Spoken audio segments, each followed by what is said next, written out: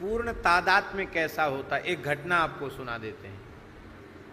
वर्तमान की घटना सुनाएंगे तो आपका विश्वास ज्यादा पुष्ट होगा। आपने गीता वाटिका गोरखपुर के परम श्रद्धेय श्री राधा बाबा के बारे में सुना होगा। वे एक बहुत उच्च कोटि के महात्मा थे और उनका जीवन चरित्र पढ़ने योग्य है, पढ़ना चाहिए साधकों को, ऐसा जीवन चरित्र है उनका। तो पूज्य श्री राधा बाबा, उन्होंने एक साधक को कुछ दिन वृंदावन रह करके भाई श्री हनुमान प्रसाद पोद्दार जी के 16 गीतों का अनुष्ठान बताया। भाई जी के 16 गीत है ना, उनका अनुष्ठान बताया। आप सब उनको जानते रहे होंगे, आपने शायद दर्शन भी किया होगा। हमसे बड़ा प्रेम मानते थे श्री नारायण दास जी, जिनको हम लोग नारायण भैया कहते थे। पवित्र विप्रकुल का जन्म था उनका और बचपन में ही भाई श्री हनुमान प्रसाद पोद्दार जी की सन्निधि में आ गए थे। जीवन भर ब्रह्मचारी रहे और बड़े अच्छे साधक थे। पूज्य श्री बिणविनोद कुंज वाले महाराज जी की भी खूब कृपा उन्होंने प्राप्त की। तो श्री राधा बाबा ने आज्ञा दी नारायण दास जी को कि तुम वृंदावन चले जाओ और इस पद्धति से तुमको रहना है, नित्य यमुना स्नान करना है, नित्य वृंदावन की परिक्रमा करना है और इस तरह से तुम्हें 16 गीत बिहारी जी के मंदिर में जाकर के कहीं एकांत में बैठ जाओ, तो चाहे मंदिर के बाहर बैठ जाओ, निकट बैठ जाओ, कहीं भी बैठ करके आपको ये 16 गीत का पाठ करना। अब वो आ गए यहाँ। प्रातः काल उठने से लेके सोने तक की जो नियमावली बनाई थी बाबा ने, उसका वो पालन करने लगे। अब यहाँ एक नया उपद्रव शुरू हो गया। आप लोग अन्यथा नहीं मानना, प्रायः मंदिरों में कोई जप करने या पाठ वाठ करने बैठ जाए तो सेवकों की दृष्टि ये पड़ती है कि ये कहीं कुछ कमाई करने तो नहीं बैठा है, क्योंकि जहाँ भी कहीं दुकानदारी होती है तो उनको लगता है कि हमारा ग्राहक छूट न जाए, क्योंकि जो राशि हमारे पास आने वाली है वो बिखर जाएगी इधर उधर।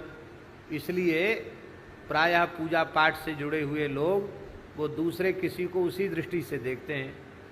तो वो लोगों ने यही समझा कि ये यहाँ कुछ पोथी खोल के बैठे हैं, माला लेके बैठे हैं कुछ चढ़ोतरी के हिसाब से। वो तो बेचारे इस भाव से थे नहीं वहाँ, तो उनको बैठना मुश्किल हो गया। यहाँ क्यों बैठा, उठ यहाँ, उधर चल, उधर चल, उधर चल। मंदिर के बाहर बैठे वहाँ भी लोगों ने उठा दिया। बड़े दुखी हो गए कि बाबा का आदेश है कि मंदिर में बिहारी जी के मंदिर में सुनाना, और बिहारी जी के मंदिर में तो हम बैठना हमारा मुश्किल हो, अब क्या करें।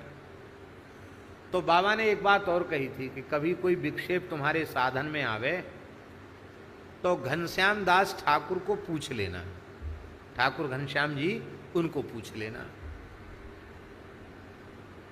तो बाबा के बहुत प्रिय थे ठाकुर घनश्याम जी। तो श्री ठाकुर घनश्याम जी से नारायण भैया ने पूछा कि बाबा की आज्ञा, अब हम क्या करें बताओ। बाबा कहते पूरा समय करके तब आना हमारे पास, ना हम जा सकते और ये साधन तो हमारा बनना बड़ा मुश्किल हो रहा है, हम क्या करें। जैसे तैसे आज का नियम पूरा कर पाए हैं और किसी ने मंदिर में कहे खबरदार यहाँ दर्शन करो जाओ, यहाँ पोथी पत्रा खोल के आसन बिछा के बैठने नहीं दिया जाएगा, ना यहाँ बैठ सकते ना बाहर बैठ सकते। अब हम क्या करें बोलो। तो ठाकुर घनश्याम जी बोले कि बाबा की क्या आज्ञा है यह हम आपको कल बताएंगे, आप कल सवेरे हमारे पास आना, हम बता देंगे। सवेरे ही पहुंच गए। बाबा की क्या आज्ञा है? बोले बाबा ने कहा जिस कमरे में रहते हो उसी कमरे की किसी भी दीवार को यह समझ लो कि यहाँ बिहारी जी खड़े हैं, ये बिहारी जी के मंदिर की ही दीवार है, ऐसा समझ लो और पाठ करो और तुम्हारा अनुष्ठान पूर्ण होगा। अब इनको तो बहुत अच्छा लगा, क्योंकि जहाँ वो रहते थे वहाँ सब साधन वहाँ एकांत। तो बोले ये तो बहुत अच्छा समाधान हो गया, बाबा ने कह दिया कि ठाकुर जी जो कहें वो मान लेना। लेकिन उनके मन में एक बात बार बार आती थी कि हमने उनसे पूछा और वो कहते बाबा से पूछ के बताएंगे, और सवेरे बोले बाबा से हमने पूछ लिया, बाबा की ये आज्ञा है। तो कहाँ गोरखपुर है, कहाँ वृंदावन है, और उस समय मोबाइल के साधन थे नहीं, टेलीफोन भी उपलब्ध था नहीं। बाबा टेलीफोन से बात किसी से करते नहीं थे, उनका तो कोई लेना देना था ही नहीं। वे धन का स्पर्श नहीं करते थे, वे धातु का स्पर्श नहीं करते थे। बाबा तो बाबा ही थे, श्री राधा बाबा। कंधे की हड्डी टूट गई गुरुजी, उन्होंने प्लास्टर नहीं चढ़वाया।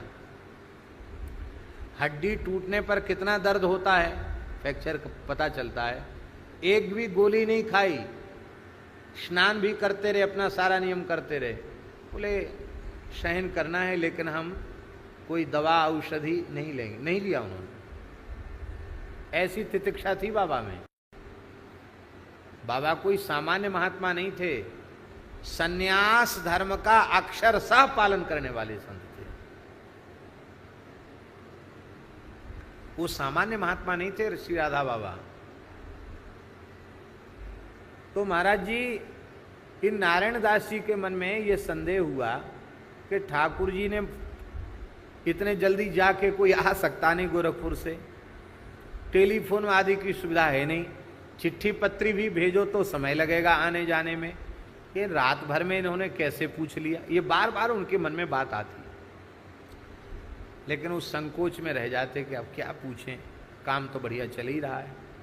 एक दिन ऐसा अवसर मिला कि उन्होंने ठाकुर घनश्याम जी से पूछा कि ठाकुर जी एक बात बताओ, आप गए नहीं, आए नहीं, और कोई संपर्क भी साधन भी ऐसा नहीं कि बाबा से संपर्क हो जाए, फिर आपने बाबा से संपर्क कैसे किया? और ये हम अच्छी प्रकार से समझते हैं कि आप जैसे महान साधक झूठ बोल नहीं सकते, ये भी हम समझते हैं कि आप झूठ नहीं बोल सकते। तो आपने कैसे संपर्क बाबा से स्थापित किया? तो ठाकुर जी के नेत्र भराए। ठाकुर जी ने कहा चलो नारायण भैया, तुम जानना ही चाहते तो हम बताते हैं हमने कैसे संपर्क स्थापित किया। तो कपड़े की सर्दी शीतकाल में बाबा के पैर में धारण करने वाली कपड़े की ऐसी सिल करके तैयार, अपने हाथ से तैयार की गई एक कपड़े की जूती जैसी थी। वो बाबा की पहनी हुई पुरानी फटी सी जूती। तो वो जूती ठाकुर घनश्याम जी ले आए थे। तो उन्होंने अपने कक्ष में दिखाया कि ये जो बाबा की पादुका है, इसी को मैंने छाती से लगाया और हमने पूछा कि आप बाबा के चरणों में रहे हो, आप बाबा के स्वरूप ही हो, आप ही बताओ, एक साधक है उसके साधन में विक्षेप है, क्या करना चाहिए? तो बोले यहीं से बाबा बोल पड़े। तो बाबा ने जो बात रात में कही वो हमने सवेरे तुमको बता दी।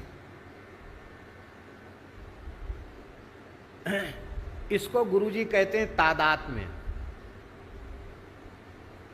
इसका क्या नाम है? तादात्म्य। और ठाकुर जी पूर्ण अनुगत्य के बिना ऐसा तादात्म्य आ नहीं सकता। पूर्ण अनुगत्य। आप किसी भी महापुरुष के हृदय से अनुगत हो जाएं तो ऐसा तादात्म्य हो जाएगा कि आपकी बात उन महापुरुष की बात बन जाएगी।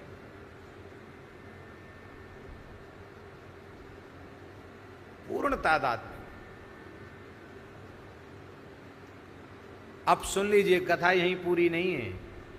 अपना अनुष्ठान पूर्ण करके नारायण भैया जी गीता वाटिका पहुंचे।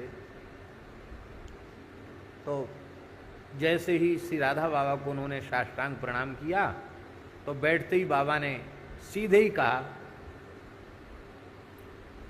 अच्छा हुआ घनश्याम ठाकुर को हमने जो बताया था वो समाधान तुमने स्वीकार किया और तुम्हारा अनुष्ठान निर्विघ्न पूरा हुआ, बहुत अच्छा हुआ। बाबा ने कह दिया अपनी तरफ से ही कह दिया कि घनश्याम ठाकुर ने हमसे पूछा था तो मैंने उनको कह दिया था कि जहाँ रहते हैं वहीं किसी भी दीवाल को बिहारी जी के मंदिर की दीवाल बिहारी जी समझ करके, क्यों बिहारी जी एक देशीय तो हैं नहीं, वो सर्वदेशीय हैं, इसलिए उनको मान करके करो, वहीं तुम्हारा हो जाएगा।